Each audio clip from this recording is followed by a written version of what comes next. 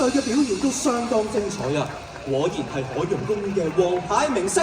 But there can only be one champion of the match。誰會是最後勝利者呢？究竟係陸地隊定係海洋隊呢？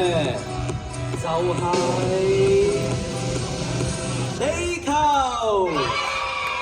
既然大家覺得難分難解，咁多位觀眾連同海洋公園明星一齊同心協力，為保育地球出一分力啦 Let's work together to protect the Earth。